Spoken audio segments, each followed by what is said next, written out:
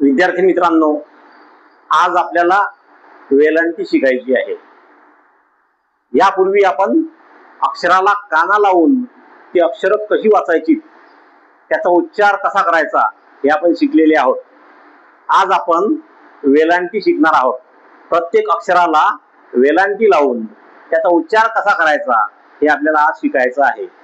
पहा, तुम्हाला काना शिकवताना मी सांगितलं होतं काय, अक्षराच्या उजव्या बाजूला जी उभी रेष असते या उभ्या रेषेला काना म्हणतात।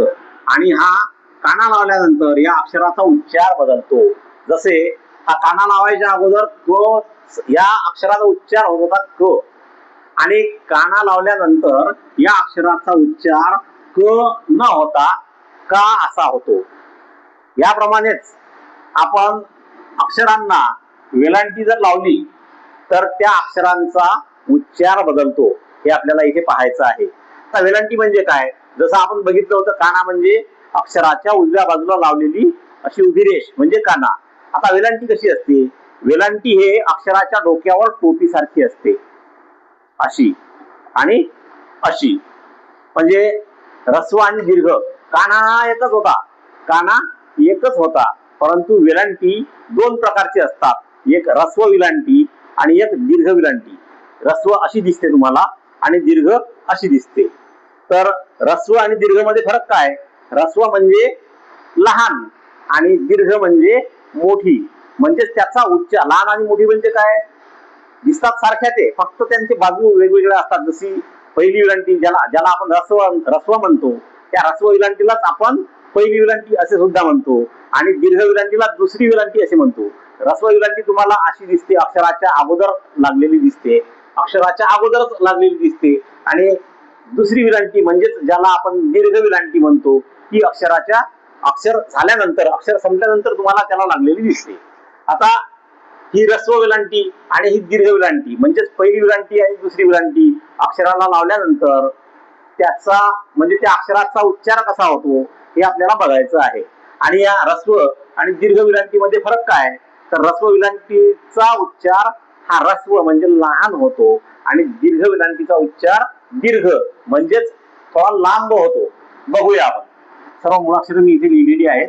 आता प्रत्येक अक्षराला आपण ऱ्हस्व वेलांटी आणि दीर्घ वेलांटी लावून त्याचा उच्चार करून बघूया। इथे हा क आहे, या क ला आपण ऱ्हस्व म्हणजे पहिली वेलांटी लावू, अशी उभी रेष आणि असं डोक्यावर टोपी सारखं, ही झाली वेलांटी। हे आहे वेलांटी।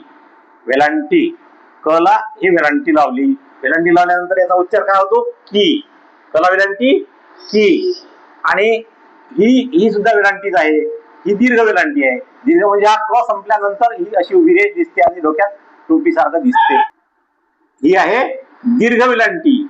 आता याला कीच म्हणतात आणि याला की म्हणतात। कला वेलांटी की आणि कला वेलांटी की दोन्ही कीच आहेत। त्याच्यात थोडासा फरक असा आहे की हे की म्हणताना आपण पटकन म्हणतो, म्हणजे याचा उच्चार आपण लहान करतो, हे की, आणि हे की वाचताना याचा उच्चार आपण दीर्घ म्हणजे थोडा लांब करतो, की। हे आहे की आणि हे की, की की की की। याचा ही ऱ्हस्व वेलांटी असल्यामुळं ज्याला आपण लहान वेलांटी म्हणतो किंवा पहिली वेलांटी म्हणतो, ही ऱ्हस्व असल्यामुळं याचा उच्चार लहान करावा लागतो, म्हणजे पटकन वाचावं लागतं। उच्चार लहान करावा लागतो म्हणजे पटकन वाचावे लागते। आणि ही दीर्घ वेलांटी असल्यामुळं म्हणजेच मोठी वेलांटी असल्यामुळं याचा उच्चार सुद्धा आपल्याला थोडा दीर्घ करावा लागतो, म्हणजे थोडासा लांब असा उच्चार करावा लागतो, की की।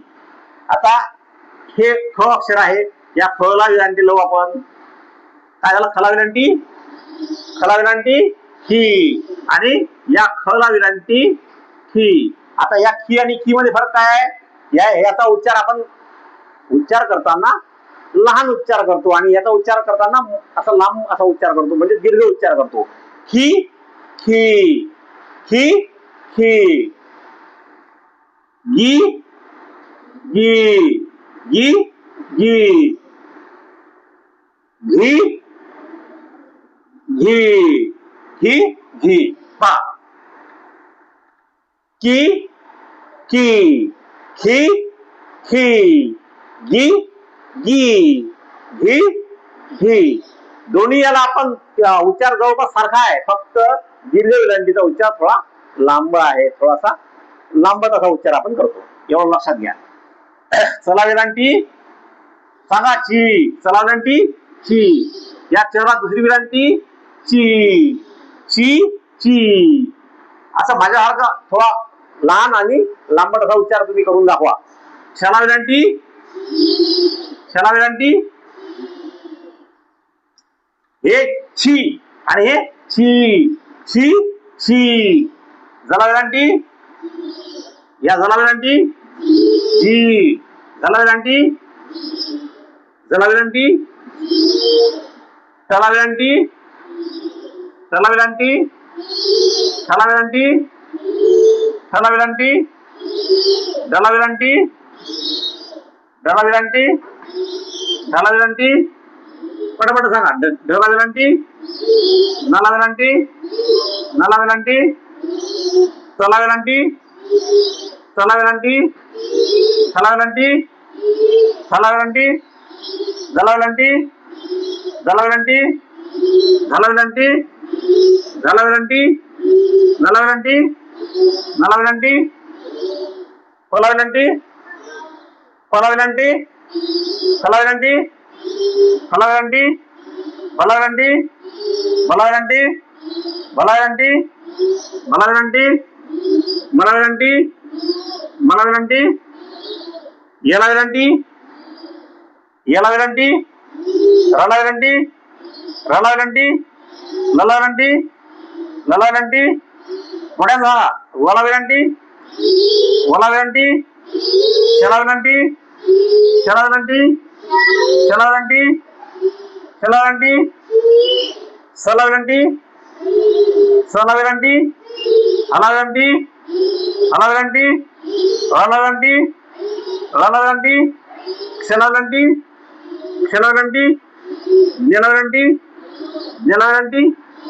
इथे प्रत्येक अक्षराला आपण विलंटी लावली आणि याचं वाचन केलं. पण एक महत्वाची गोष्ट लक्षात ठेवायची, विलंटी म्हणजे काय? विलंटी म्हणजे असं डोक्यात टोपीसारखं तुम्हाला जे दिसते ते. विलंट्या दोन आहेत, विलंट्या दोन आहेत. एक ऱ्हस्व विलंटी म्हणजे पहिली विलंटी ज्याला तुम्ही म्हणता पहिली विलंटी, किंवा ज्याला काही लोक लहान विलंटी म्हणतात ते. आणि हे दुसरी विलंटी, याला दुसरी म्हणतात किंवा दीर्घही म्हणतात किंवा तुम्ही मोठी म्हणू शकता. म्हणजे लहान विलंटी हे मोठी विलंटी. लहान विलंटीचा उच्चार करताना आपल्याला लहानसा उच्चार करावा लागते, शॉर्ट उच्चार करावा लागते. आणि दीर्घ विलंटीचा उच्चार करताना म्हणजे मोठ्या विलंटीचा उच्चार करताना ते आपल्याला दीर्घ म्हणजे थोडासा लांब उच्चार करावा लागतो. आणि ऱ्हस्व विलंटी हे अक्षराच्या अगोदरच येते. हा क आहे, हा क याच्या अगोदरच हे विलंटी आली दिसते. लहान विलंटी म्हणजे ऱ्हस्व विलंटी हे अक्षराच्या अगोदरच तुम्हाला येताना दिसते. आणि हे दीर्घ विलंटी अक्षर संपल्यानंतर येते. बरोबर आहे. ही दीर्घ विलंटी अक्षर संपल्यानंतर अक्षराला लागलेली दिसते. बरोबर आहे. हा यामधील फरक आहे, दिसण्यातला फरक आहे. आणि उच्चारातला फरक काय?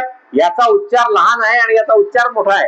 मी तुम्हाला वाचून दाखवतो, तुम्ही माझ्या मागे तसं वाचायचं. म्हणा की की की की गी गी घी घी ची ची ची ची जी जी झी झी टी टी ठी ठी डी डी धी धी नी नी.